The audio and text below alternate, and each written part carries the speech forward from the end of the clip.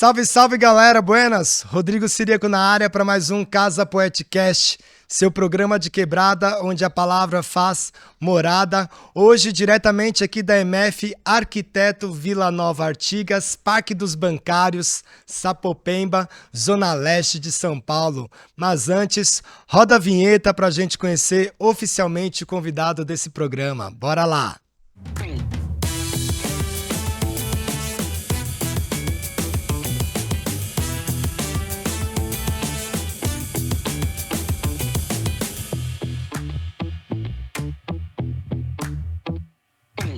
Agora sim, voltamos em definitivo esse programa que conta com recursos da 8ª edição do Programa de Fomento à Cultura da Periferia da cidade de São Paulo. E hoje a gente recebe aqui uma pessoa muito especial, é meu amigo, é escritor, é arte educador, é produtor cultural. Sem mais delongas, queria a salva de palmas para Michel Yakiniman.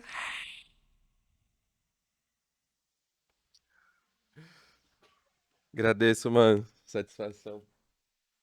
Satisfação é minha, tô bem feliz poder recebê-lo aqui. A gente se conhece aí que tem quase 20 anos, né? Verdade, hein? Pelo menos eu Vamos fazendo sei, história. desde 2006 aí. E aí eu queria começar por onde vem essa minha primeira recordação aí de ti, do seu trabalho mesmo, que é o Sarau, Elo da Corrente, né? A gente vem de um período de ebulição dos saraus na cidade de Verdade. São Paulo. E eu me lembro até, eu conheci vocês, na verdade, eu acho que antes do Sarau Elo da Corrente, você estava frequentando o Sarau da Cooperifa. E eu lembro, eu acho que, se eu tiver errado, você pode me corrigir, eu lembro que você e a Raquel estavam com a ideia de fazer o Sarau Elo da Corrente, e vocês tinham ido lá no Sarau para trocar uma ideia com o Vaz, porque nessa época, quando a gente estava começando a fazer os saraus, a gente sempre procurava trocar uma ideia antes Real. para meio que não atropelar o dia do Exatamente. sarau, né? Os poetas eles circulavam muito de um sarau para o outro, então já tinha a segunda-feira que era o sarau do Binho, né? A Sim, quarta-feira a sim, Cooperifa e o sábado também às vezes rolava uma vez por mês o Pavio da Cultura lá em Suzano. sim, E aí eu lembro que vocês teriam ido lá para trocar essa ideia com o Vasco, que estava com a ideia de fazer sim. o Elo. Eu queria que você contasse um pouco do começo do Elo da Corrente e como é que foi para vocês organizar o Sarau Elo da Corrente, tão importante nesse movimento aí. Vamos lá, voltar um pouquinho no tempo, né? Mas assim, primeiramente agradecer, Rodrigo, pelo convite para estar aqui com vocês, para poder trocar essa ideia sobre literatura, sobre as nossas histórias, sobre as nossas amizades, porque ficou muita amizade, muito afeto também, né, durante esses Sim, caminhos. Agradecer por estar aqui também na sala de leitura Carolina de Jesus, com a Elke e o Sandy Oliveira, todos os estudantes, professoras, professores. Agradeço muito, viu, pela acolhida. E eu me sinto à vontade quando eu estou num espaço como esse, porque a gente entende que todos esses trabalhos que estão sendo feitos nas salas de leitura, assim, dá muito sentido para aquilo que a gente realiza, muito sentido, né? exatamente. Então, quando a gente chega nos lugares, eu vi a camiseta, falei, ah, tem a El. Então, a Já gente já sabe que é identifica, né? diferente, né, mano? Exatamente. E esse sentido, ele se dá hoje porque tem a ver com essa história que você contou, né? Mais ou menos há quase 20 anos atrás, a distância da literatura feita pelas quebradas, ou das literaturas mesmo de quem estava produzindo de forma independente, era muito distante das escolas, né? Sim, Era difícil até fazer atividades nas escolas, né? Você chegava, ninguém muito tinha, assim, conhecimento do que estava rolando, ou até confiança também, né? Houve uma abertura que foi construída ao longo desse tempo. E pra nós, lá a gente é do bairro de Pirituba, o Sarau é os da muros das Corrente, né? É, escolas os eram muros, realmente muito mais altos, né? muito, muito mais altos. Então, pra nós, a gente vem do bairro de Pirituba, né? Que é o bairro que eu nasci também, que é ali perto do Pico do Jaraguá. Estamos encostado do Jaraguá e meio Pirituba, meio Jaraguá, mas a gente tá ali no Jardim Monte Alegre e eu comecei a ter contato, assim, com essa possibilidade do sarau, porque na época eu trabalhava numa rádio comunitária, em 2005, mais ou menos, um pouco antes até, que é a Rádio Urbanos FM. Então, essa rádio, que os meus familiares também faziam parte, meu pai, meu tio, o Milton, Santista, possibilitou que eu tivesse mais contato com os grupos de rap da região, que era o que tava pegando ali bastante. E também eu tinha bastante interesse no movimento punk, né? Então eram dois movimentos muito fortes de Ah, no música. punk É, do também? punk Que também. legal. Porque o punk vem até com uma história que o meu pai era do movimento punk, então tava dentro de casa, e aí depois então isso me interessou. Encontrei pessoas na escola com esse movimento já muito efervescente, assim.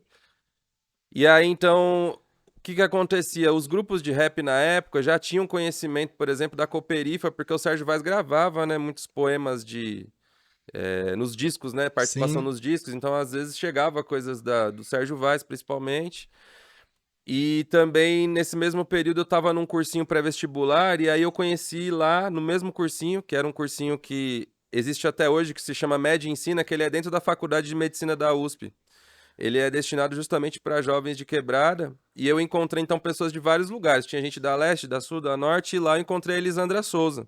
Ah, Entende? legal. Ela era estudante lá do cursinho também. Estudando lá É. também. Que legal. A gente era de sala diferente, só que aí um belo dia teve uma confraternização e a Elisandra vai lá e fala um poema. Aquilo me dá uma despertada assim, né? Porque eu já escrevia fanzine também, por conta dessa experiência com a rádio, dos movimentos, enfim. Já escrevia poesia? Já escrevia texto de prosa, poesia não. E aí então a Elisandra no final, a gente foi se falar, ela falou da Cooperifa. Só que logo depois eu fui estudar e eu passei no vestibular, fui estudar em Curitiba, né? Fui estudar lá Ciências Sociais e fiquei um tempo fora, um ano e meio. Então sempre ficou ecoando essa ideia da Cooperifa, desse movimento. Eu conheci o Alessandro Buzo nesse meio do caminho também, né? Que é um escritor da Leste, né? Do Itaim Paulista. Eu lembro que eu encontrava com o Buzo às vezes no trem para pegar os livros dele. Então o movimento estava sempre já na minha mente, assim.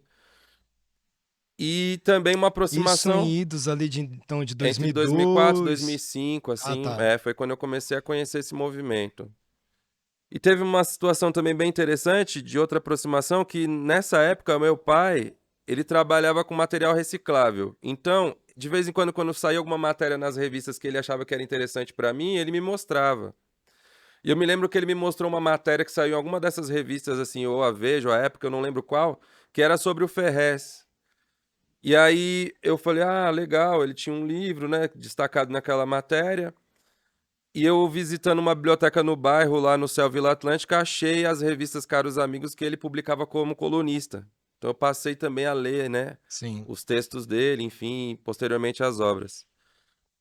Um dos grupos de rap que eu tinha parceria era o Alerta ao Sistema, que entre os integrantes tinha a Raquel Almeida, que é a pessoa que fundou comigo o Sarau, né, a Sim. escritora, mas na época a Raquel cantava no grupo Backing Vocal.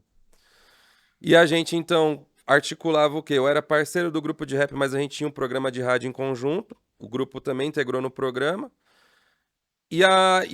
A minha proximidade com a Raquel se deu também pela literatura. A gente tinha interesse já em literatura, em palavra escrita, em texto. E um dia a gente resolveu ir conhecer a Cooperifa. Ainda sem a pretensão de fazer um sarau, mas a gente queria conhecer. E o primeiro contato com a Cooperifa, na verdade, se deu de uma forma assim, da gente visitar, mas não de falar com ninguém. A gente só foi lá, olhou e foi Ver embora. como é que É, funcionava. observadores, né, como sempre. A gente então foi no Bar do Zé Batidão, assistiu o sarau e saiu de lá bastante movimentado, principalmente porque a gente percebeu que o sarau, apesar dele ser grandioso, ele era simples também. Porque a gente pensava, poxa, é um local em que as pessoas se reúnem e falam. Essa é É a isso. simplicidade, é isso, né? Então tem uma simplicidade além da grandiosidade que envolve Sim. todo o movimento.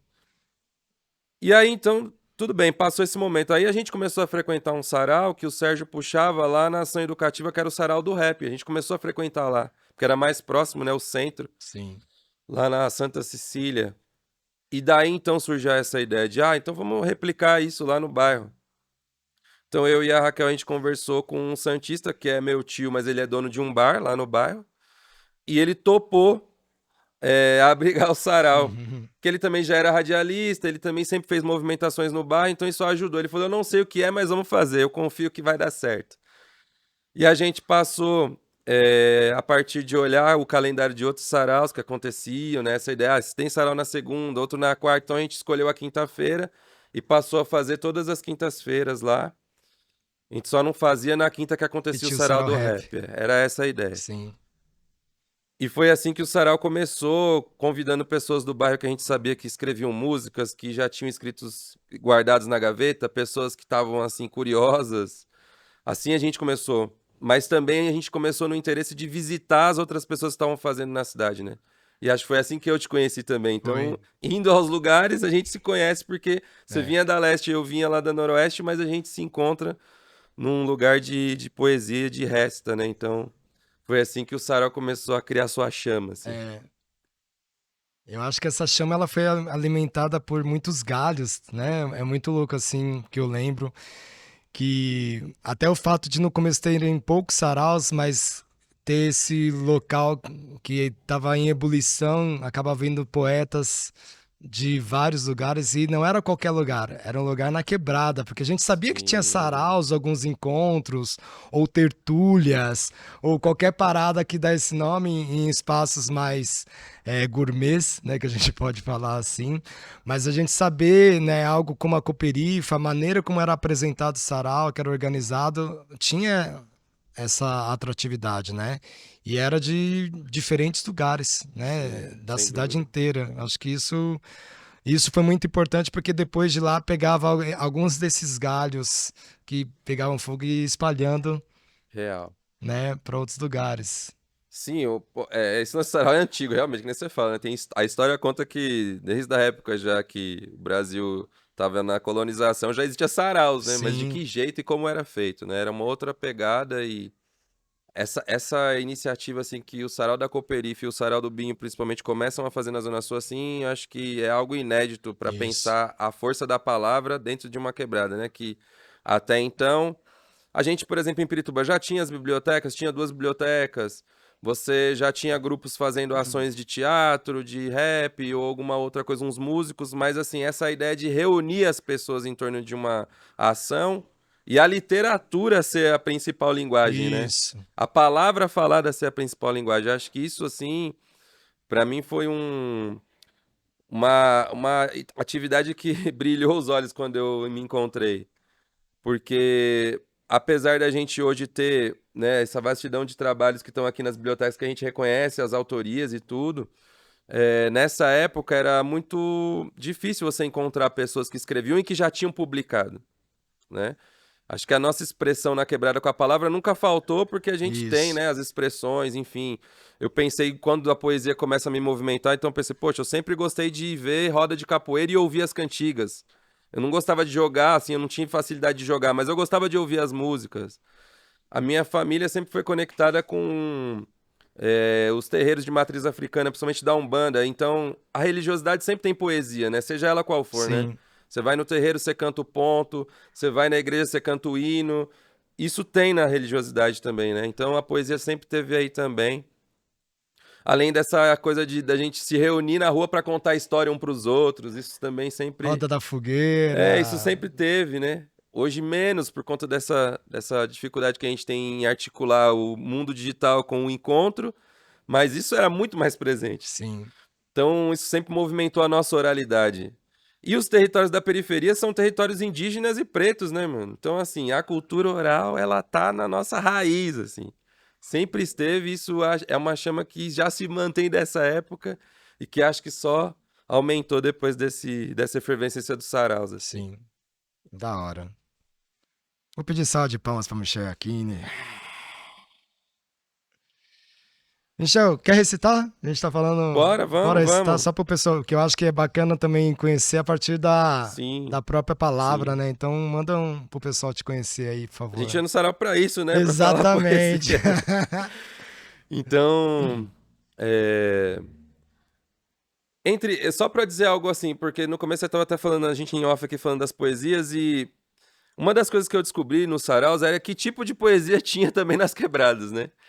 E eu me lembro quando a gente começou a fazer os saraus, começou a aparecer alguns senhores que eram pessoas que tinham vindo de várias regiões do Nordeste já há muito tempo em São Paulo. Sim. Estavam trabalhando de motorista, de vigilante, de outras funções, enfim, fazendo limpeza de escola. E essas pessoas muitas vezes têm produção poética, porque já vem de outros tempos, né? Então, a gente se encontrou lá no Sarau da Corrente, principalmente com dois cordelistas, que é o João do Nascimento, que vem lá de Chorrochó, na Bahia, o seu José Correia, que faleceu recentemente, mas também veio da Ah, mesma cidade, qual cidade? Chorrochó, na Bahia. Chorrochó. Eles vieram da mesma cidade, que é uma cidade que deve ter 3.000 habitantes, e eles não se Não se conheciam, conheciam. e moravam no mesmo bairro.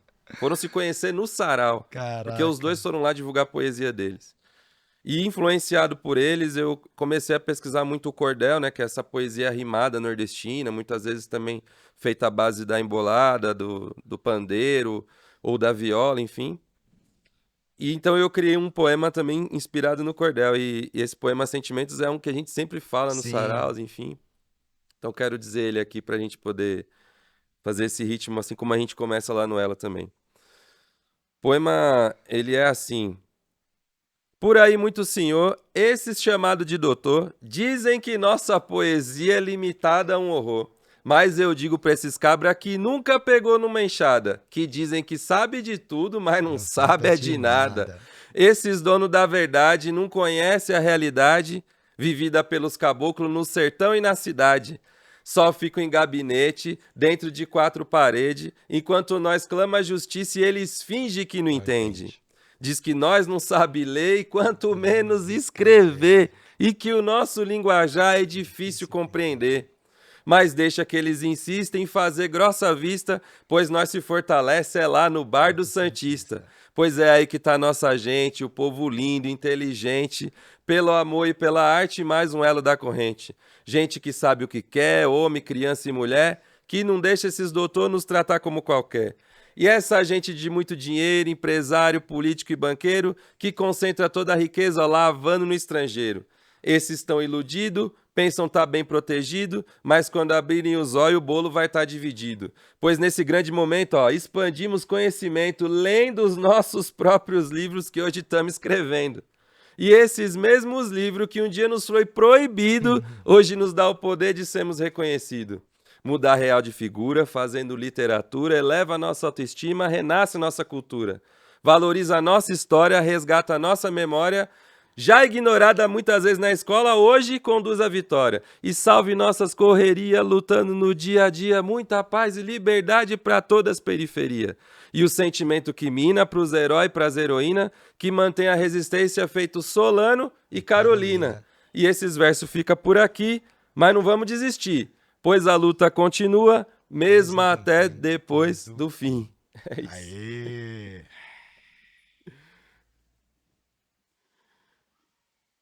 Esse é um pouco do cordel, me influenciando também para criar verso, com essas influências que eu tinha das rimas do rap, das letras de punk, de leituras também que eu já vinha fazendo, enfim. E emocionou, né? É, enfim, é isso, né, cara? Porque a gente lembra, conta uma história, né? Um texto É. conta uma história, né? A gente, quando faz, a gente pensa, assim, não, vou só levar lá no sarau, decorar e recitar. Só que conforme passa os anos, o texto vai contando uma história. A história da história do texto, né? Nossa, é interessante isso. E hoje, esse texto eu digo que ele não é mais meu, porque na verdade a gente vai fazendo de forma coletiva e a gente Isso. passa a ser da gente, né? Isso acontece com muitos poetas e poetas dos saraus, né? Sim. Os poemas viram nosso, né? Eu tava assistindo esse dia você falando com o Vitor e você tava falando os textos dele, porque é isso, vira nosso. A gente começa a decorar os textos dos outros e trazer contextos assim que são também de um significado mesmo de amor com a palavra, É. assim. Eu acho que também um pouco da emoção que eu vejo, eu senti também, é da onde a gente estava com esses textos falando no sarau e como eles conseguiram abrir as portas para a gente estar aqui hoje falando, né, do texto e da história, né? Eu acho que Sim, isso é sim. muito louco também. É, essa possibilidade de pensar a palavra como caminho, como passaporte, como convite, né? Eu penso assim que muitas vezes eu olhava o bairro onde a gente faz o sarau, no Bar do Santista. Eu sempre morei do lado do Bar do Santista e até trabalhei no Bar do Santista quando era adolescente também. E eu me lembro que quando criança, no contexto, enfim, crescemos ali anos 80, anos 90, por conta de um contexto que as periferias era muito violentada, né? Aí acontecia muitas mortes, vários momentos e isso trazia ódio até pra gente de forma exacerbada. Então, entre a molecada, tinha um lance que era difícil você ir na rua de baixo, assim, na rua do lado, porque É. o risco de você tomar uma pedrada, de arranjar uma treta era muito grande. A gente tava sempre querendo pegar o outro E a pela, rivalidade, às pela vezes, de uma rua para rivalidade. outra, né? A gente. E eu pensava assim, poxa, é interessante pensar como depois, ao longo dos anos, a arte em si, com vários movimentos que surgiram, possibilitou que a gente fizesse intercâmbio entre as quebradas, né? Que nem Sim. começa com a gente, o hip hop já fez antes, pensar os bailes blacks já fez antes, e se a gente for olhar as escolas de samba.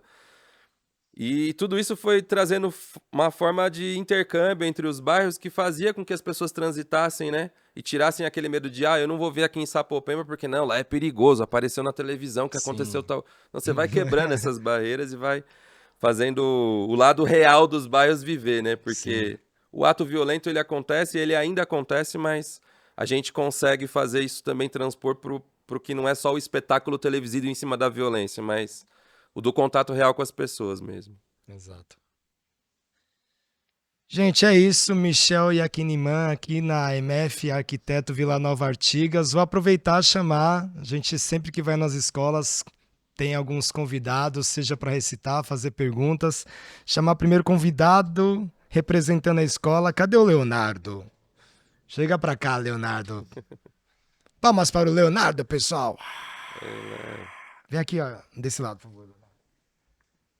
Esse microfone, pode falar pertinho do microfone se quiser falar direcionando para o nosso convidado, fica à vontade. A pergunta que eu tenho para te fazer é: o que levou você a escrever a poesia? Eita, né?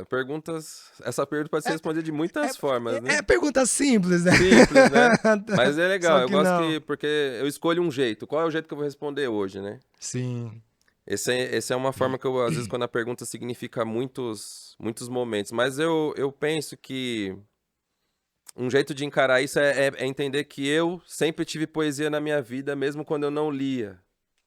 Mesmo quando eu nem tinha interesse por literatura.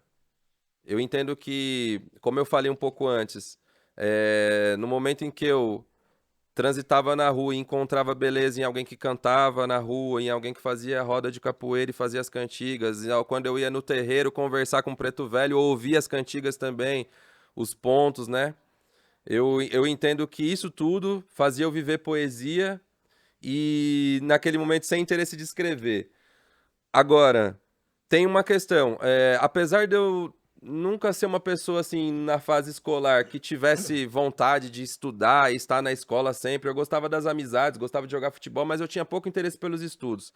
Mas eu tenho que agradecer porque as professoras e professores que eu tive uma facilidade de alfabetização e eu criei também uma facilidade de escrever. Eu não entendo ainda explicar, não consigo explicar bem o porquê. Mas nessa época eu já também escrevia. Como? Os meus amigos pediam pra eu escrever cartinha pras namoradinhas deles, assim. Era assim que rolava, sabe? Tipo, Michel, você escreve, então escreve a carta que depois eu ponho na minha letra e você entrega pra tal pessoa. Então isso acontecia. E na época pra mim era só mais uma coisa, mas nesse momento eu já tava fazendo esse movimento poético, que é de pensar em algo, escrever ali a partir de uma imaginação, não copiando necessariamente, né? Então acho que é daí que começou esse efeito de escrever poesia e gostar também dela. É isso. valeu, Leonardo, obrigado. Obrigado, Leonardo. Palmas pra ele, é isso aí. As palmas saem até nas correntinhas, né? Nesse caso. Exatamente. Michel, aproveitando, você falou um pouco também. A gente está falando sobre escola e falando das raízes. Queria que você contasse um pouco do contexto da sua infância. Qual foi o local que você cresceu? Se você sempre cresceu ali na região perto de Pirituba mesmo? Como foi sua família? Contasse um pouco desse Sim, contexto aí pra gente. sim. Eu nasci em Pirituba, eu sou do ano de 1981. A minha família, ela vem de várias localidades, assim. A parte da minha mãe vem do Nordeste, de Paraíba, Pernambuco. Então, os meus avós da parte da minha mãe vêm assim, né? Minha avó conta que ela veio no pau de arara grávida do meu tio mais velho, e depois teve os outros filhos em São Paulo. E aí, então, a princípio, a primeira casa que eu morei, então, era dos meus avós.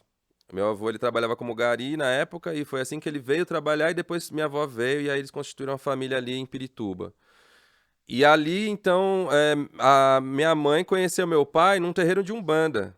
Foi eles se conheceram dentro de um terreiro. E meu pai, a constituição familiar dos meus avós já é diferente. Meu avô, ele é de Extrema, Minas Gerais.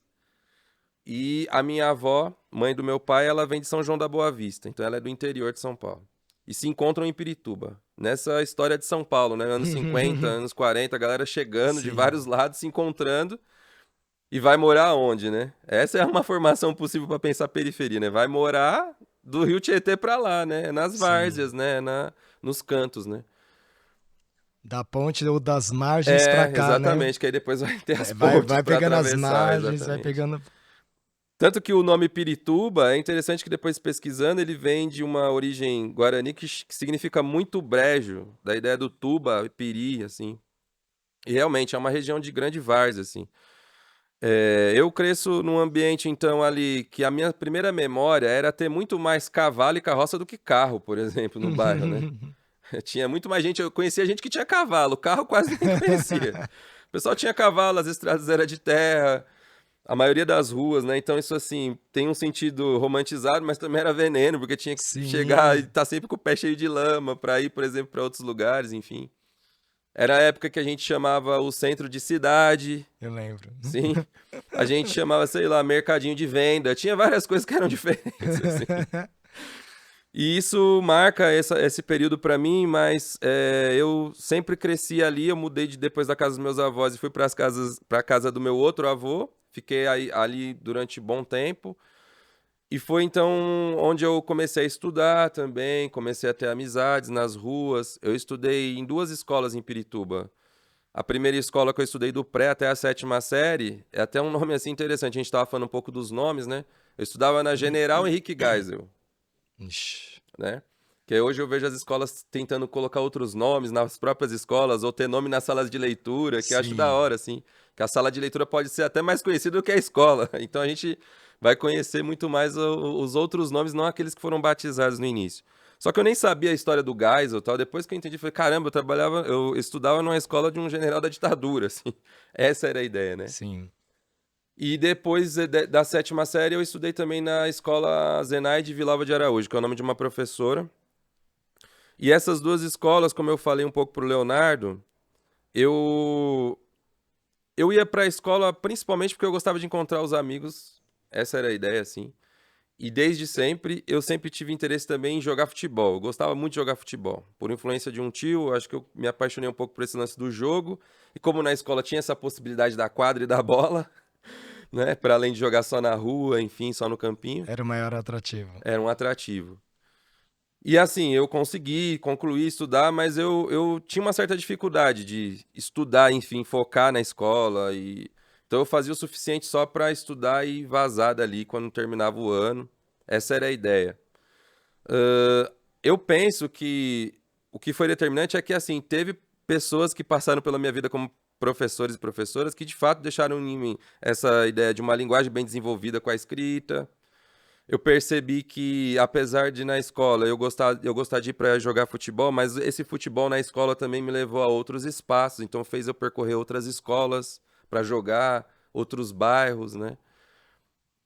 No bairro também, os outros amigos jogando também em outros times, nesses clubes de várzea que tem também futebol para meninos, para meninas hoje em dia também, na época muito mais só para meninos.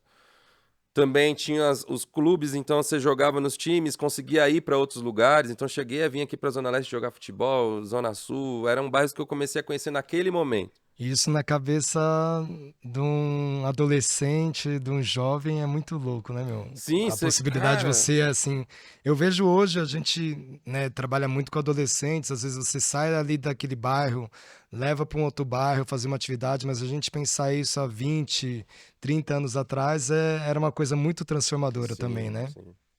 Pô, imagina, eu morava sempre ali, né, do lado do bairro de Perus, que é um bairro conhecido lá de Pirituba. Na minha cabeça, Perus representava basicamente 2 coisas: o cemitério, que era quando a gente ia enterrar algum familiar ou um amigo próximo lá, e o lixão, que o lixão da região era em Perus. Hoje não é mais, mas era lá. Então você relacionava com isso. Ou então com essas coisas que eu falei desses noticiários criminosos.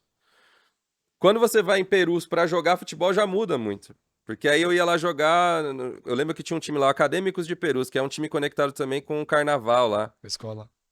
Então a gente joga, aí você vai reconhecer quem? A molecada que está jogando, os técnicos, as pessoas, a mãe e os pais, enfim, os responsáveis das pessoas. Isso vai mudando muito pra gente o imaginário e você começa a perceber que é possível transitar também. Você percebe, tem uma linha de trem que conecta Pirituba e Perus. É possível fazer esse trânsito. E aí você vai tendo independência para fazer isso também, né? Então, eu creio que eu comecei a decifrar a cidade também nesse fluxo. Mudou para mim o imaginário da cidade de São Paulo, nesse Sim, emaranhado que é a cidade de São Paulo. Mas acho que foi aí que eu comecei a decifrar também. Caminhar pela cidade e conhecer outros horizontes, assim. da hora. Chamar agora mais uma participação aqui da MF, Arquiteto Vila Nova Artigas, agora para falar um poema. E vou chamar agora Maria Clara. Cadê Maria Clara? Palmas para Maria Clara, pessoal.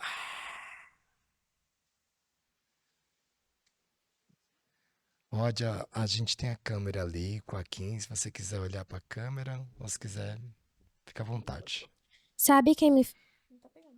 Não, é só pra. Pegando? Isso, tá pegando, não vai sair. É só pra Estamos gravação. acostumados com as caixas, né? É estranho falar no microfone e não tá saindo som, né? Sabe quem me faz escrever a cada dia? A poesia. Poesia faz de mim uma escrita sem fim, com isso curo minhas feridas dentro de mim. Expresso meus sentimentos de escrita e consigo sentir a alma da poesia. Bela alma, escrevo sem parar até a ponta do lápis quebrar. Eu não canso de ler, eu não canso de escrever. Eu não canso de viver a minha vida de poetar. Para isso, tire minhas ideias na leitura. Bato no peito e digo, a leitura venceu. Oh! Poema autoral, Maria Clara? Da Olha hora. só, poema autoral. Muito bem. Parabéns, Maria Clara. Da hora. Parabéns. Aproveitando, agora eu queria conta um pouco sobre seus livros, Michel. A gente fala bastante, né, Sim. da poesia, da onde vem, mas conta aí um pouco sobre cada um dos seus livros. Escolha a ordem Sim. que você acha É melhor porque eu aí. falei tanto também dessa influência da poesia e da literatura pela parte falada, né, oral. Mas onde conhece essa escrita também, né? Além de Isso. ter essa aptidão que eu acho que a escola me ajudou a desenvolver, mas essa aproximação com o texto se deu por dois motivos, assim, para iniciar a pensar onde surge, né? Da onde surge também esse Aham. mote. Primeiro porque a minha irmã, eu tenho uma irmã, eu tenho duas irmãs, e uma delas, a que morava junto comigo, a Vilma, a gente não era do mesmo, a gente não é filha do mesmo pai, né? Então, ela sempre ia com a família dela em Campinas, com a família do pai dela, e lá ela sempre trazia umas revistas, gibis, e a minha irmã sempre teve interesse também em histórias de terror. Legal. Então ela começou a me incentivar a ler isso também. Os gibis, que era a Turma da Mônica, enfim, as revistas de comédia, ela gostava daquele Mad, do Sim. Angeli também, Laerte, enfim. Mas aí também tinha os livros de terror, então ela sempre inseriu esse lance do quadrinho, né? A imagem, a palavra, e essas narrativas acho que também me alimentaram para pensar ficção e palavra, né? Palavra literária mesmo, assim. E eu também, por outro lado, o futebol também me deu um código, porque o meu tio, que era muito apaixonado pelo futebol, ele colecionava revistas Placar, essas revistas que são de futebol antigas, assim. Ele tinha revistas dos anos 70 Uau. guardada, né? Então, 10 anos depois, pensar, eu conseguia ver essas revistas na casa dele, e isso me fez ter uma fluência de leitura, mas também um código para pensar a história do futebol, assim, que isso me marcou bastante. E acho que isso é base até hoje para minha escrita, assim, para várias escritas que eu faço, né? Então, a partir do sarau, isso ficou mais forte. Eu lembro que um pouco antes de fazer a estreia do sarau, eu tinha publicado um livro, por isso que o sarau também emendou com uma publicação de um livro que eu tinha feito, que é um trabalho de contos chamado Desencontros, um livro que eu fiz assim em 50 exemplares ali entregue para os vizinhos, para os familiares, e ele marcou o dia de estreia do sarau também, foi o lançamento do livro. Ah, Então, tá. foi um dia de ler aquele livro, de, enfim, compartilhar com as pessoas. Um livro feito a partir de um serviço que prestava no Rio de Janeiro para pessoas de escritores e escritoras independentes, Câmara Brasileira de Jovens Escritores. Então foi a partir dali, naquela época já com a internet, que eu achei esse serviço e consegui fazer esse trabalho. Com os saraus, eu comecei a decifrar essa ideia de autopublicação mesmo, né? Principalmente a partir das Sim. edições Toró, que eu olhei e falei, nossa, o pessoal fazendo os próprios livros, né? O Alan, o Silvio Diogo, o Matheus Subverso fazendo os livros, assim, isso foi plantando sementes ali no Elo também da gente criar as nossas próprias publicações. Então, a partir disso, os meus outros livros, assim, como esse aqui, o A Cor de um Verso, que foi um livro de poesias que eu publiquei em 2012, o Crônicas de um Peladeiro, que também está ali na mesa, que é um livro sobre futebol, foram publicados a partir já do selo do Elo da Corrente. A gente pensando na edição, só não fazendo a parte gráfica, né? Sim. Mas convidando alguém para diagramar, para revisar. Sempre parceiros, né? Sempre parceiros, que aí é isso também, você começa a direcionar um pouco de uma rede, né, de pessoas que são fazedores de livro, assim. E eu me lembro que a primeira pessoa que diagramou um livro nosso, esse daqui, na verdade, eu fiz sozinho, assim, a diagramação. Mas o livro do selo do Elo, depois dos que foram fazendo de outros autores, a gente fez com um amigo que eu conhecia na escola, que ele estudou artes gráficas no Senai. Ele fez técnico no Senai, então eu fui atrás dessa pessoa. Falei, Doug, sei que você fez esse curso, deve ter alguma coisa a ver, bora lá. Ele falou, eu me lembro que eu mexi no InDesign, que é o programa, e a gente foi junto e realizou o livro. Hoje tem várias pessoas, né, trabalhando com esse código. Sim. E meu interesse, primeiramente, foi publicar um livro de poesia, depois desse de contos, porque o A Cor de um Verso, então, ele representa um pouco essa ebulição aí de experimentar a poesia no sarau, mas já numa preocupação, acho que na época, de pensar. Uma coisa é eu falar o texto aqui, e a gente colocar o ritmo da voz e a palavra alta e tal, e buscar até coro com as pessoas. Mas agora, quando a gente abre aqui, né, e lê na sua solidão, é outra coisa, né? Então, esse livro também dialoga um pouco com isso, assim, de pensar uma força de um texto que também pode ser não só falado, mas também lido no silêncio, ali no canto Sim. da sala, no busão, no metrô, enfim, na sua casa. E acho que aí foi um pouco dessa construção. Depois disso eu passei a pensar mais em prosa, então esse é meu único livro de poesia. Eu pensei a pensar mais em prosa porque eu também percebi que o nosso movimento tinha poucos textos de prosa. Sim. Ainda que a nossa poesia é prosaica, mas o texto mesmo de conto, de crônicas. E aí me centrei mais nisso, e aí a partir disso os livros foram saindo mais com esse mote da crônica e do romance, né? E por último, agora eu lancei um livro infantil, que aí também foi uma estreia assim no gênero, né? Que é esse trabalho aqui, o As Luas de Laila. Vou mostrar aqui pro pessoal também. O As Luas de Laila, que é um livro feito com o meu texto e ele é desenhado pelo Josias Marinho Casa de Caba, que é um artista lá de Roraima, de Rondônia, melhor dizendo. Ele ilustrou a história da Laila, que é uma menina que ela gosta de observar a lua, essa é a ideia. Ela gosta de observar a lua. Então a história que ela vai contar é como é que ela vê a lua do seu quintal, numa relação também com o pai dela, de pensar, de onde vem a lua, por que ela tá com essa forma, por que agora ela é pequena e por que ela é grande. Então o livro vai contando um pouco essa narrativa. E aí então foi uma nova cartada aí de investir um pouco nessa linguagem para as infâncias, né? Sim. Da hora. Pegar aqui, ó, mostrar também, você tem esse... Você tem 2 livros que falam sobre futebol, conseguindo ver bem aí? Esse é o Crônicas de um Peladeiro e tem um outro, como O chama? outro chama Futebol Não É Coisa de Menino, que hoje eu não trouxe ele aqui. Ele foi publicado com uma editora do Rio de Janeiro, né, que é a Campo Sim, Bola. Então ele esgotou na última edição, ainda legal. bem. E aí eu não tenho na mão aqui. Mas é isso, né? A gente tá falando, quando a gente fala a literatura, a gente ainda quer que a gente se torne algo apaixonante. E a gente, o Michone fala bastante disso, né? Esporte Clube Poesia, alguma coisa assim, né? Essa relação também com o futebol.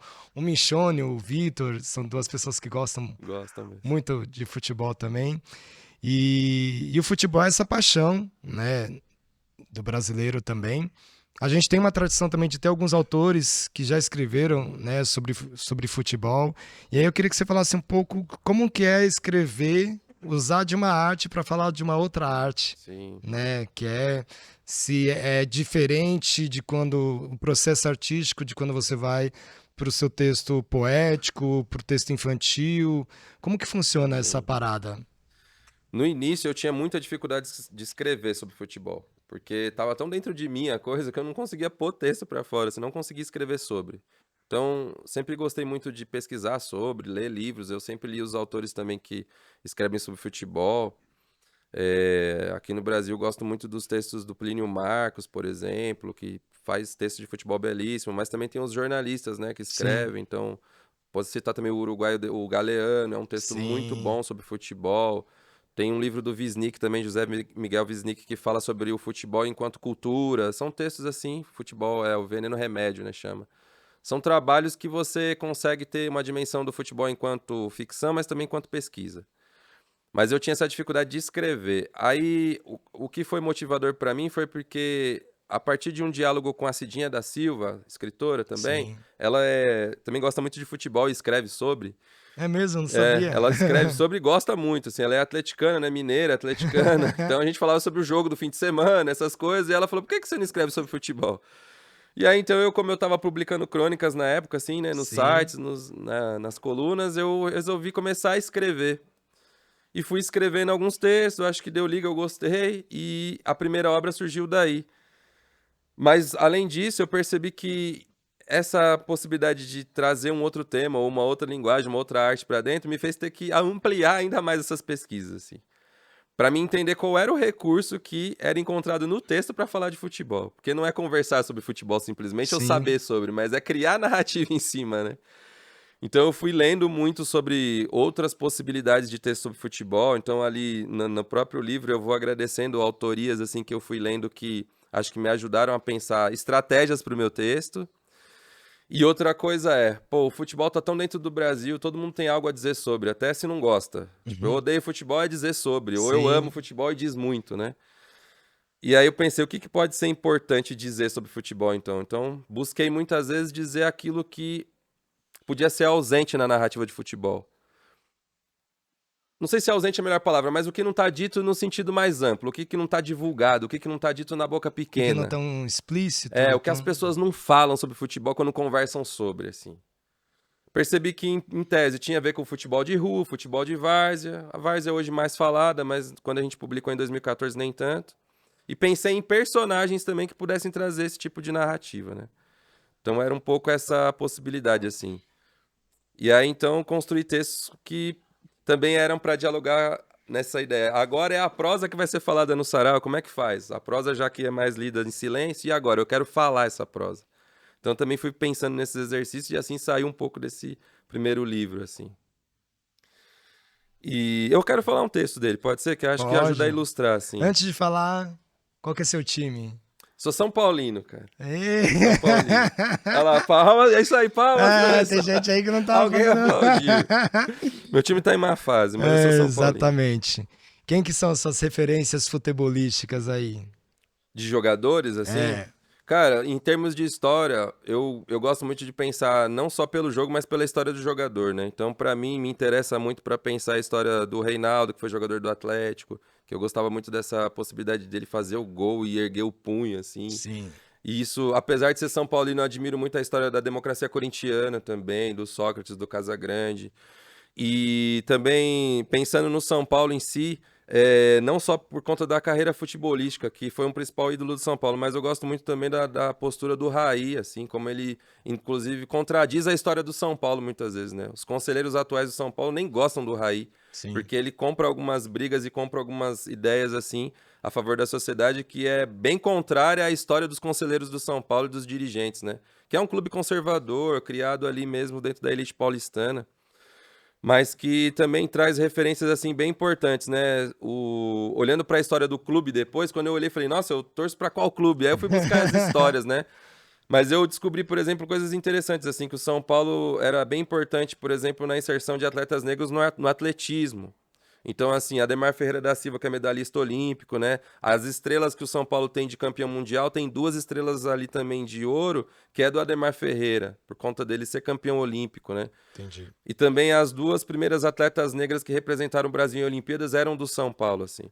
Então isso também marca um pouco dizer como é que o esporte sempre foi um lugar também que nem sempre só teve essa De elitização, sabe? De posicionamento. Exato. Então, assim, os atletas estavam sempre ali se colocando e ressignificando os espaços. Então, hoje em dia, assim, eu sinto um pouco de falta de referências nesse sentido. Eu admiro vários atletas nesse sentido do esporte, do desempenho esportivo. Mas eu acho que na concepção das ideias, eu percebo que o futebol feminino representa muito mais, assim, sabe? Sim. As atletas estão conseguindo dizer sobre si, combater essa ideia do machismo, apresentar suas namoradas e suas esposas com tranquilidade, que é coisa que no futebol masculino a gente ainda deve muito, assim. Sim, E por isso que a sociedade perde muito, né? Porque o futebol influencia a sociedade. total. Futebol é educativo, né? Então, se a gente aprende com futebol, o que tá faltando lá vai faltar Isso. para nossa É parte total de educativo. aprendizagem. Inclusive, quando tem situações de estímulo à violência, de Exatamente. agressões, isso também reverbera, Exatamente. né? Muitas vezes em outros locais, em outros momentos também. Exatamente. Qual que você quer pegar Eu também? quero fazer um do. Até pode pegar para mim, do Crônicas de um Peladeiro, porque acho que é um pouco para dizer dessa estratégia do texto, de como criar um texto e ele promover a prosa, que é algo mais da leitura, mas que pode ser também na voz, e tentar trazer esse contexto oculto do futebol, que está presente, mas que, principalmente no futebol masculino, quase não se quer falar sobre, né? Sim. Então eu criei um texto que ele se chama Coração Feito à Mão, então a base do texto é inspirado nesses atletas que fazem o coração quando comemoram, né, seus gols, enfim, dedicando para alguém. E aí esse texto, então, traz essa perspectiva. E ao longo das experiências, eu comecei a fazer esse texto de uma maneira também que aproximasse mais com o jogo. Então, a ideia é assim, ó. Coração feito à mão. Vai ser um rebuliço tremendo o dia que ele, o craque maior, o ídolo da geral intocável, tomar as rédeas da situação e falar pra todo mundo ouvir o que se deve. Tomara que seja num domingo no jogo ao vivo e que ele faça 3 gols. Nada mais, nada menos. Um de cabeça, um de voleio e um de pênalti. Que ele seja aplaudido em pé até pela torcida adversária. Unanimidade. Será um dia daqueles em que os repórteres farão fila ombro a ombro pra ter sua palavrinha, pra dizer a atuação, pra perguntar se ele quer ir jogar na Europa, pra dar o prêmio de melhor da partida. E nesse dia ele vai vai abalar as estruturas, soltar a voz. Não terá juiz e nem bandeirinha que anulará a sua representatividade. Não terá técnico e nem capitão com conselhos morais. Nem assessor de imprensa e nem empresário para amenizar.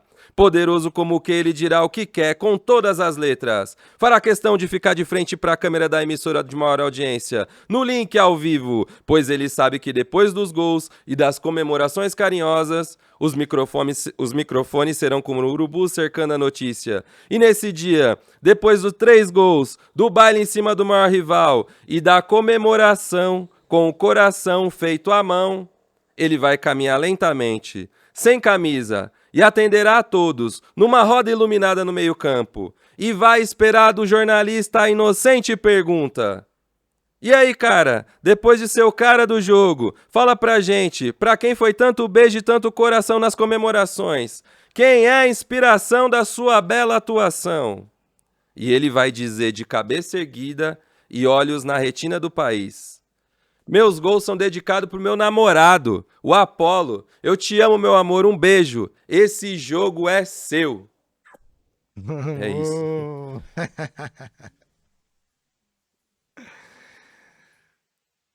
E eu criei esse texto pensando um pouco de como é que eu podia trazer pro universo do livro, que é o universo possível, da possibilidade, do absurdo, porque isso é absurdo no futebol hoje em dia, masculino. Sim. O atleta que fizer isso, ele é escorraçado pela torcida, ele é perseguido, enfim, ele pode ser mandado embora. Mas no texto, a gente pode tudo, né? Exato. Então a ideia era trazer esse jogador que pudesse também oferecer o gol pro namorado ao vivo depois de fazer 3 gols.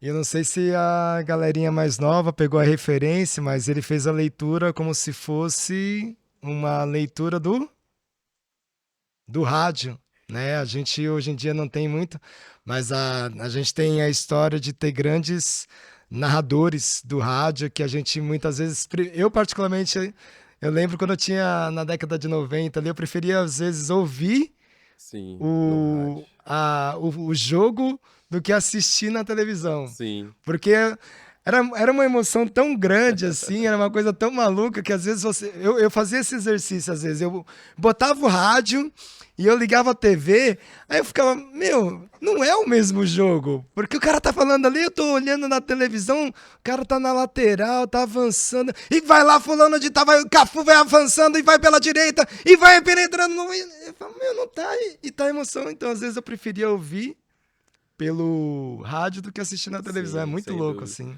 Era bem mais comum, né? Tanto que o acesso aos jogos era diferente, né? Nem todos os jogos passavam na TV, então o rádio sempre era que transmitia, né? Esse Isso, lance do jogo exatamente. final do Campeonato Paulista ontem, nem sempre passava, né? Exatamente. Às vezes era só no rádio. Tanto que é difícil, às vezes que nem eu tava fazendo o texto aqui, eu tentei ler e falar, mas você engasga às vezes porque a narração é difícil, É né? muito. Então você faz uma outra interpretação, né? O narrador de futebol, né? Ele é de fato alguém que também é um intérprete assim do jogo, né? Exatamente. Vou chamar aqui para fazer mais uma pergunta. Cauane. Palmas para Cauane, pessoal.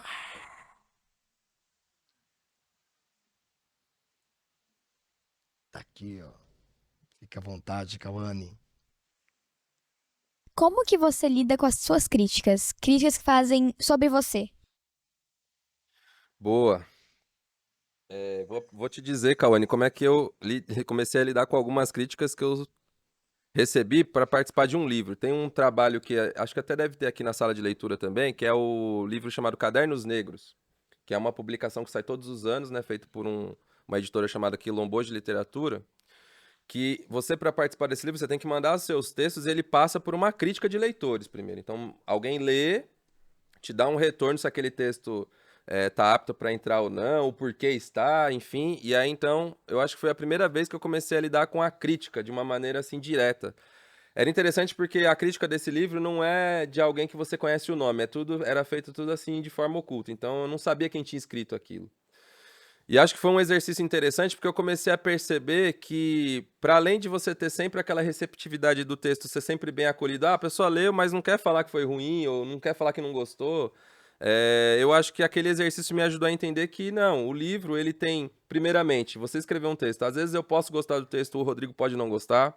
Acho que a interpretação de texto ele é múltipla, assim, né? Então isso ajuda a gente a entender que a literatura ela nunca tem só um significado, passa muito pela compreensão de quem lê, né?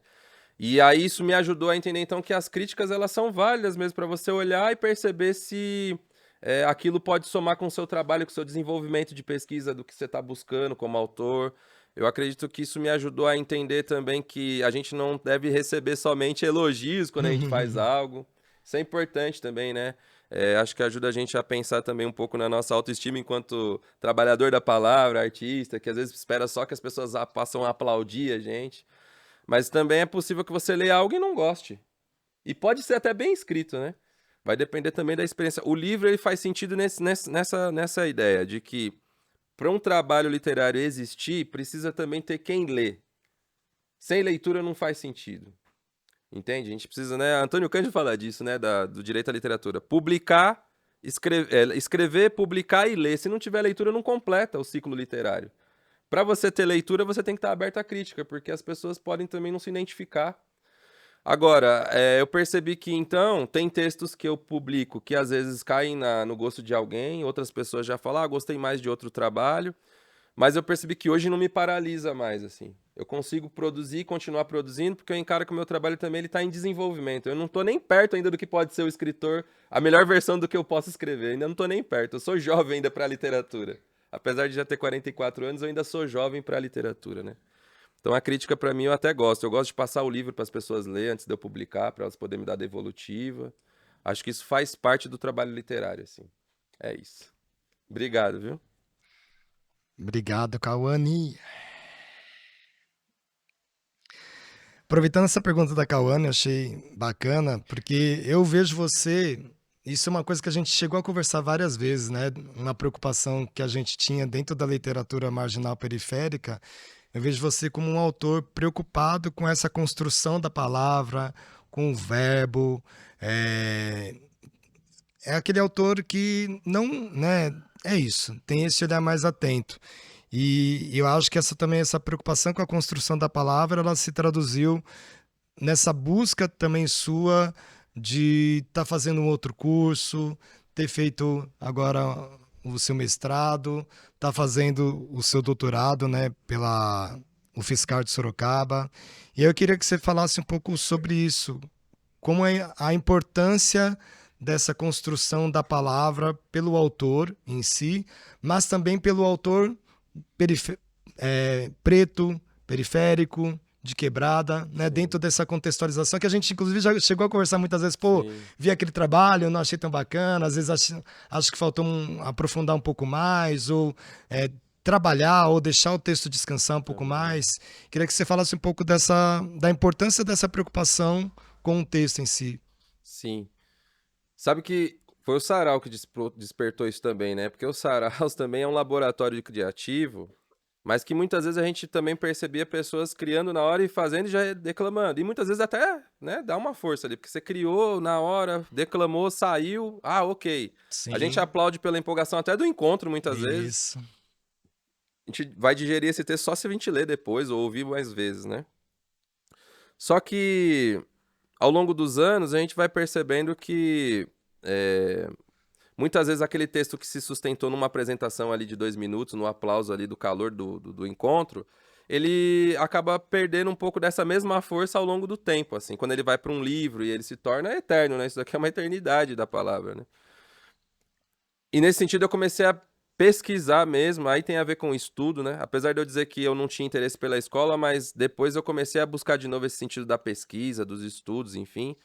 E eu percebi que na minha pesquisa, para olhar como é que se produzia literatura a partir de escritores mais antigos, escritoras mais antigas, tinha essa busca de uma reescrita sempre. A reescrita eu escrevi, então eu deixo um tempo descansando, né? Quase aquela coisa do pão, para aquele texto Isso. crescer um pouco, para eu distanciar dele. Depois disso, eu posso passar para outra pessoa ler e comentar comigo. Depois disso, que esse texto voltar, eu posso reescrever esse texto. E aí também aparar um pouco o texto, né? Sabe, tirar os excessos, né? Fazer o corte e costura da coisa para aquilo ficar na medida. E mesmo assim, acreditar que mesmo que depois que publica ou termina, ele nunca termina, porque você vai fazer uma edição de novo, ele vai se transformando. Você fala um texto, mesmo na voz, você fala de um jeito hoje, daqui a um tempo você pode falar de outra maneira. E eu penso que o que me ajudou a lapidar isso foi também pesquisando. Então, os estudos, depois de voltar de Curitiba, que eu estudava lá Ciências Sociais, eu me dediquei um tempo a estudar letras, e o meu interesse foi muito para estudar literatura, assim. E eu me lembro que nesse curso de letras, eu estudei um tempo letras na USP, e o curso que eu mais me dedicava lá a estudar era o que eles chamam lá de literaturas africanas de língua portuguesa. E vou dizer o porquê. É porque tem duas questões, né? A literatura brasileira na universidade, ela é muito centrada no modernismo. E ali quase não se estuda muita coisa depois. Hoje em dia já tem mais estudos, mas basicamente você vai estudar ali 22, depois um pouquinho, e não estuda muita coisa contemporânea, né, do nosso tempo.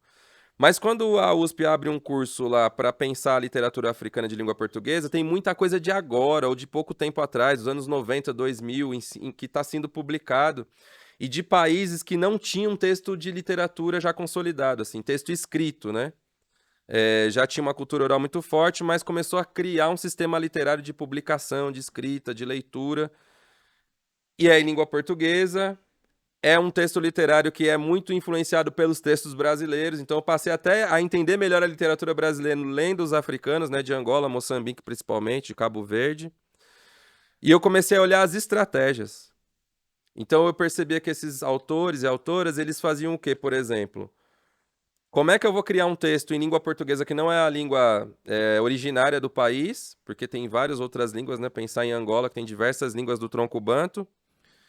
Eu tenho que fazer um texto em português que é a língua oficial, é o texto que eu quero que vá para o mundo, mas como é que eu faço para isso ter um caráter próprio? Uma qualidade própria, que possa marcar aquele texto, aquela autoria, aquele lugar. Então começou-se a colocar muito as palavras que eram das línguas locais também.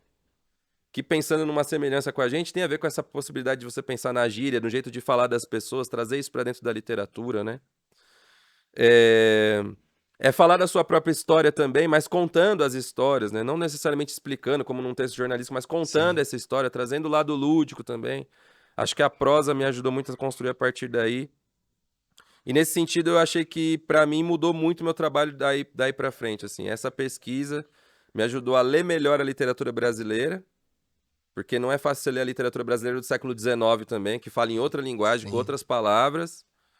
Ao mesmo tempo, ler esses textos revisitados num texto atual ajudou a fazer com que eu pudesse me aproximar da literatura brasileira e ter um espelhamento de criação no que é uma literatura brasileira também que não é a canônica, aquela mais prestigiada, mas é as que estão nas beiras, né, nas margens, né? Acho que por aí foi fluindo, assim, né? Hoje em dia eu pesquiso outras coisas, eu não estou mais na área de letras, estou na área de educação. Então eu fiz um mestrado em educação e agora estou em doutorado em educação também. Mas até essa possibilidade de pensar a educação também não só como escolar, né? A Sim. educação enquanto sociedade. Você está em movimento, você está vivendo, você está em processo educativo. em casa, nos seus agrupamentos comunitários, enfim. Então também ampliou para esse sentido. E aí o mestrado, que até se tornou um dos meus livros, que é esse daqui, o Letras, Ladeiras e o Cuidado de Si, foi escrito com base nessas histórias dos movimentos culturais, mas também a partir de uma escrita pessoal, de uma escrita em primeira pessoa. É o eu que fala nessa pesquisa.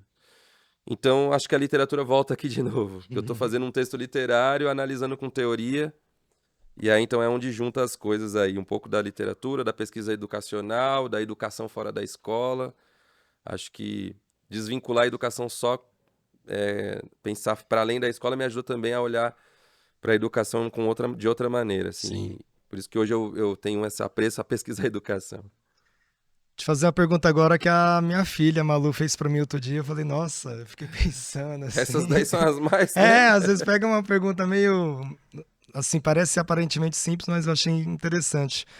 Qual foi a sua maior conquista dentro da sua caminhada literária? Cara, os afetos.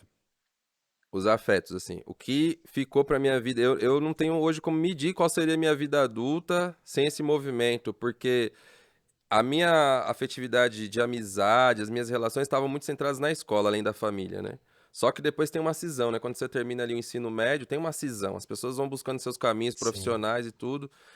E aí é quando você se sente um pouco perdido nesse sentido. Você já procura os amigos, já não tá mais lá. Você vai naquela rua onde o pessoal tava no fim da tarde, já não tá mais lá. Você já não tem mais esse tempo também que você tá lá trabalhando em outras coisas.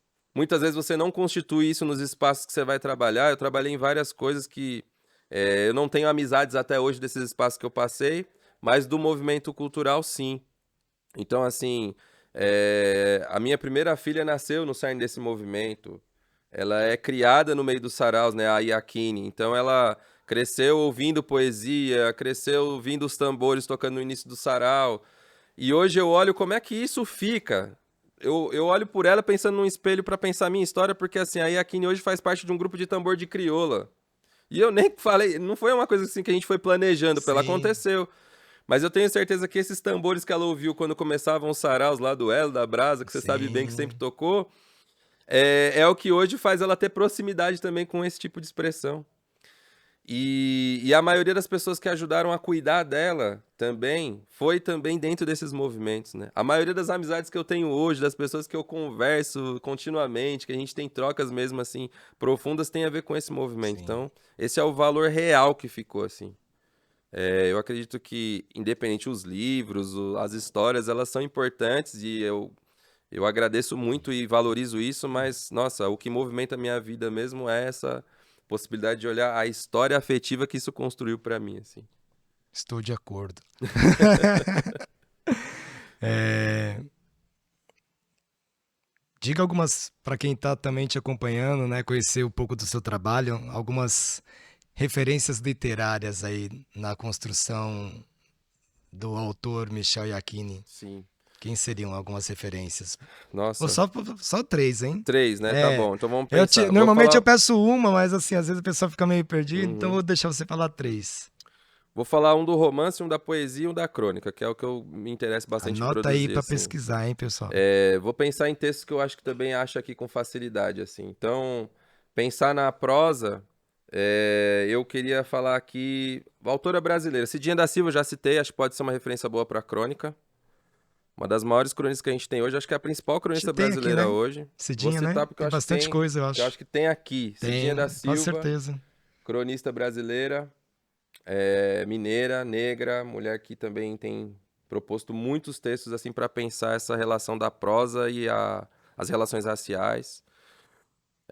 No romance, eu não sei se tem aqui na biblioteca, mas eu gosto muito da Toni Morrison, que é uma escritora americana, né? Faleceu recentemente. Ela chegou a ganhar prêmio Nobel de Literatura. Tem alguns textos dela que viraram até filme também, né? Então, um livro dela, vou citar alguns livros dela aqui, O Olho Mais Azul, Casas de Solomon, são textos que a gente consegue ler e ver uma perspectiva de uma autora negra dos Estados Unidos, que também é muito estudiosa, professora de literatura, e que inclusive influenciou muito o texto de várias autoras e autores no Brasil, né? A gente fala bastante hoje da Conceição Evaristo, que é um outro exemplo de referência, mas também tem muito diálogo ali, né, com o texto da Toni Morrison.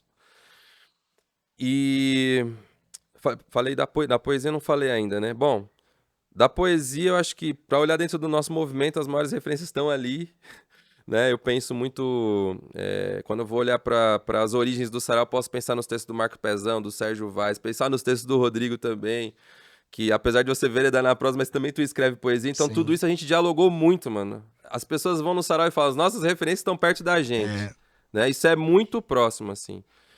É, Elisandra Souza, enfim, já tô pulando, né? Mas assim. você já tá passando. E.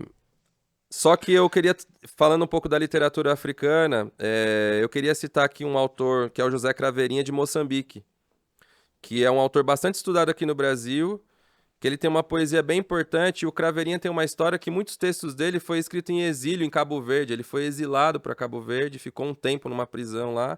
Então, vários textos dele eram escritos lá. E aí, então, eram dialogados depois para ser publicado, né? Sim. E é um autor bem importante, assim, para pensar também literatura de língua portuguesa africana e que dialoga muito também com uma possibilidade de leitura de poesia, assim, que eu gosto, assim, que eu acho que me influenciou até na construção do acordo de um verso, assim. Que livro você gostaria de ter escrito? Nossa. 100 anos de solidão, uma boa pedida. Que texto maravilhoso, assim, né? Garcia Marques, que também tem Sim. textos belíssimos, podia falar dele também como referência. Eu acho que, para pensar um pouco nesse mote do futebol, Maracanã a Deus também, Eduardo Coutinho, é um texto que eu gosto bastante, assim. Eu acho que são textos que eu olho e falo, uau, que texto, esse daqui gostaria de ter escrito. Da hora. E a gente tá indo pros momentos finais e tem mais uma participação aqui da MF Arquiteto Vila Nova Artigas, que é o Enzo. Chega pra cá, Enzo!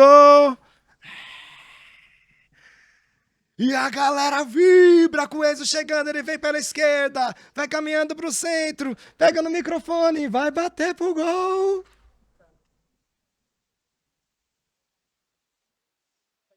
Fica à vontade. Carolina Maria de Jesus disse que a favela é o quarto de despejo da sociedade, isso foi só, mas um de seus gritos, gritando liberdade, é nas suas da cidade, que eu escrevo, pinto e até grito. Minha arte é para outras nights que eu tô aqui. Como o Balu já dizia, se você parar agora ou desistir é desrespeitar os seus antepassados. Então eu acho que Carolina não se orgulharia, muito menos Lima Barreto. Eu sou a reencarnação dos que foram descartados pela população, mas nós vai lutar, vai gritar cinerária até ela se fragmentar e vai ser poucas ideias. E eu, Carolina, nós vai fazer de tudo pra favela sair desse quarto de despejo e entrar na sala. A revolução tá pra chegar e quando esses engravatados vim falar merda lá no Palácio do Planalto, não vai ser como emulada da moeda que nós vai devolver, vai ser na base da palavra, porque vai que assim eles entendem, e se eles não entenderem, vai ser por chamas que eles vão ter o aprendizado, é fogo no sacista, não sei se tu morou, mas a gente já, então é cinerária, sem mais blá blá blá, vamos revolucionar, eu não sou mais Enzo, pois como Kaiser, eu vou os estilhaçar, sendo End of the Night, cinerário. Oh. Muito obrigado, Enzo. Valeu, Enzo, da hora. Kaiser, é isso? Kaiser.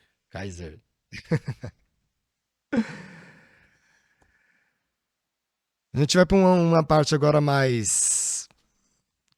As perguntas mais ou filosóficas ou mais subjetivas. Eu gosto sempre de deixar para o final e para. Sim. Né? Porque eu sinto que as pessoas estão mais à vontade também, às vezes. Já soltou um pouco a voz, né? Eu fui numa escola e tinha um cartaz que era muito legal, que tinha na parede e tava uma frase assim: somos o que aparentamos e somos também o que fica escondido. E aí crescer. Quais são as outras camadas do Michel Yakinimen aí que as pessoas não conhecem? Ou que você pode compartilhar com a gente? Aquelas que ficam escondidas Sim, para além da superfície. Cara, sou pai de 2 meninas, da Inaeimã e da Yakini. E elas são 2 crianças. A Yakini já tá com 15, não é mais uma criança, né? Mas são 2 meninas que eu acredito que elas fazem parte dessas camadas que a gente nem sempre tá apresentando, mas que hoje fundamenta muito do que eu sou, porque eu direciono muito das minhas escolhas hoje a partir delas também, né? Por exemplo, apesar de ter esse movimento consolidado com a literatura em São Paulo, dos saraus e tudo, mas eu, nesses últimos anos, também escolhi sair um pouco da cidade. Então, uma das coisas também que eu fiz e que Quem me conhece bem sabe, é que eu saí para morar no interior. Então, 5 anos eu não moro mais em São Paulo. E a escolha foi feita, em parte, porque eu também já estava estudando no interior, mas porque também estava buscando já um outro imaginário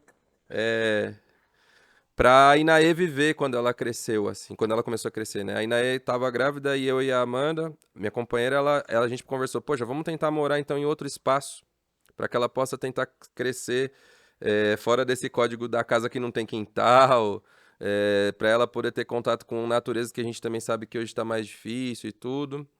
Então esse é um código, assim. E também porque é uma busca pessoal, porque durante um tempo, transitando no movimento também, muita coisa alimenta a gente e deixa a gente vivo, mas também me vi adoecido. Por conta de que a gente também no movimento oferece muito, né? Mas às vezes se olha pouco, assim. Você sempre Sim. vou no evento, vou visitar aqui o pessoal, vou ali, vou fazer uma oficina e tal, e você não para também para ver como é que tá a sua respiração, para ver se você tá tomando sol, para ver se você tá pondo o pé no chão, para ver se você tá comendo para além só de comer na rua correndo. E aí chegou uma hora que o corpo comunicou, assim, Sentiu. sentiu, né? Isso é normal, qualquer corpo vai sentir. Então, esse movimento também fez um pouco eu pensar como é que, para além de se alimentar das palavras, do encontro, do movimento cultural, de toda essa energia que envolve esses fazeres, eu estava também olhando mais agora, estou olhando mais agora para aquilo que eu como, para aquilo que eu bebo, para aquilo que eu olho, né? Então, para mim faz total diferença morar hoje num lugar que eu posso ver estrela todo dia. Faz muita diferença, assim. Dificilmente eu conseguiria ter tanta força para escrever as luas de Laila, apesar de ser uma história curta, se eu não tivesse mais contato com a lua, para entender o que é o ciclo da lua de verdade. Não olhar ela só como uma lâmpada aqui no céu opaca como fica em São Paulo, mas olhar que a lua ela movimenta mais vento quando ela surge cheia, que tudo fica mais silencioso quando ela tá minguante, que se você morar perto do mar, você vai ver que aquilo fica muito revolto quando tá mais, né, largo, que toda lua cheia antecede frio e chuva, não é à toa que hoje o dia ficou mais fresco, a gente acabou de sair da lua cheia, entende? Tudo isso a gente vai aprendendo lendo a vida, não é lendo as palavras somente. E aí acho que pra mim, essa é uma parte que eu valorizo e que nem sempre tá na narrativa, né? Nem sempre tá na minha apresentação, mas que eu valorizo bastante, assim, e costumo dizer que é a prioridade agora, assim. Pra poder seguir com alguma perspectiva de uma velhice, assim, Sim. que seja útil, mesmo que seja olhando as coisas e sentindo vivacidade, sabe? Querendo continuar.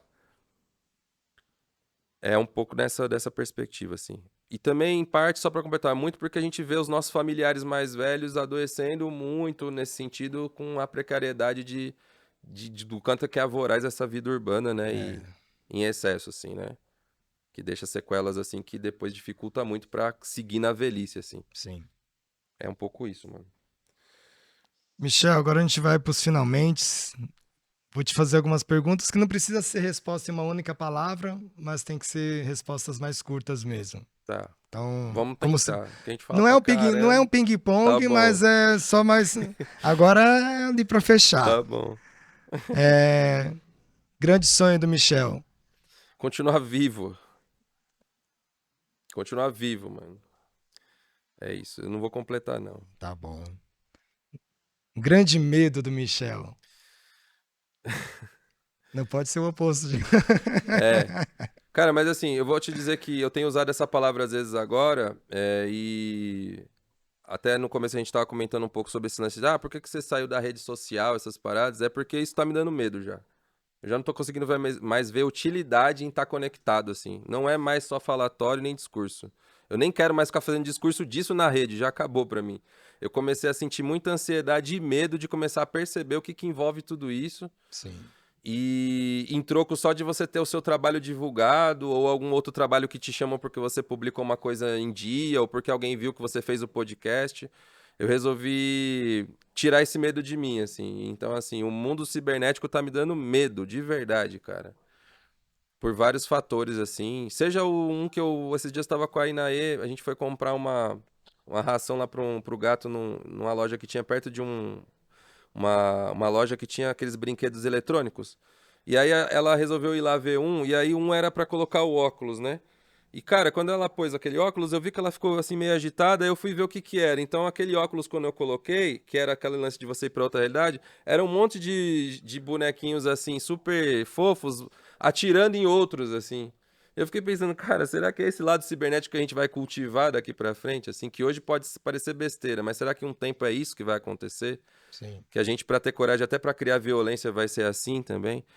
E isso eu posso ser uma fraqueza ou não, não sei, mas isso me causa medo e então eu tô buscando cancelar essas ideias na Sim. minha vida. Grande perda. Grande perda. A última foi o Sr. José Correia, assim, lá do Sarau. Vou dizer para dizer da última, né? José Correia é um poeta que ficou com a gente anos e anos, você conheceu ele, viajou com ele, enfim. Sim. E ele era o nosso boiadeiro ali, né? Ele era quem ia lá e cantava o aboio, falava das coisas que ele trazia da sua terra. Ele se denominava um poeta analfabeto, inclusive. Mas era uma das pessoas que dava força pra gente também chegar e falar: vamos fazer esse sarau esse mês porque o seu Zé vai estar lá. É. Então ele foi uma grande perda, assim. Acho que é a última que pra mim marcou. Grande conquista do Michel. Ah, acho que essa possibilidade de me ver hoje, como eu disse antes, de ser pai e ser de fato, assim, eu não imaginava que isso ia mexer tanto com a minha vida e ser tão central hoje nas minhas ações. Então acho que pra mim hoje isso está sendo bem importante. E eu vejo como conquista, assim, porque também a gente tem poucas referências do que é ser pai, assim, né? Ou então a gente tem, mas tem de uma maneira meio torta, confundindo Sim. amor com violência. Tem uma série de coisas aí que nos confundem, né? Então, refazer esse caminho também é uma conquista. Michel e Akini Man em poucas palavras. Caraca, falar de si próprio. Yakini Imã, olha só, eu vou falar do significado, acho que traduz isso. Yakini significa verdade e Imã significa fé. Essa é a ideia, é o nome das duas filhas e acho que isso está hoje no meu trabalho, não é à toa, assim. Então, Corrigindo. Yakini Man. Falei quem? é verdade e Man. fé, mano. Verdade e fé. É quase um sinônimo, né? E para essa pessoa que tá aqui falando com a gente, só para encerrar, dentro de uma visão aí particular, profissional, literária, conta pra gente o que que é o amor, Michel.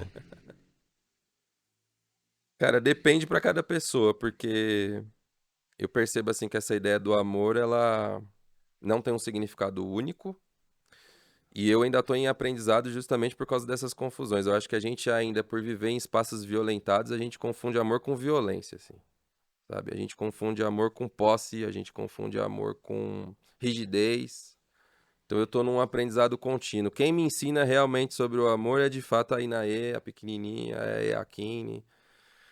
Eu acho que elas ensinam e é num sentido mais simples, né? É nesse de você, sei lá, levar a criança para fazer um soninho à noite e ela resolver falar a história do Urutau. Por que que o Urutau canta daquele jeito? Por que que o Urutau não gosta que você chega perto dele? Por que que o Urutau esconde o seu filhote, né? O Urutau é um pássaro, né? Eu acho que é nesse sentido, ela cantar ela me contar os encantamentos dela é uma forma de amor. Então eu tô aprendendo com ela. Porque eu acho que eu aprendi de forma muito errada ainda sobre isso, assim. Eu tenho uma aprendizagem muito torta sobre o que é o amor ainda. Da hora. Gente, palmas para o Michel. Estamos chegando ao fim de mais um Casa Poetcast. Eu primeiro queria agradecer imensamente a professora Ana Carla, a professora Rose, estudantes que estão aqui, DMF Arquiteto Vila Nova Artigas. Salva de palmas para vocês. Muito obrigado pelas participações, foi muito importante.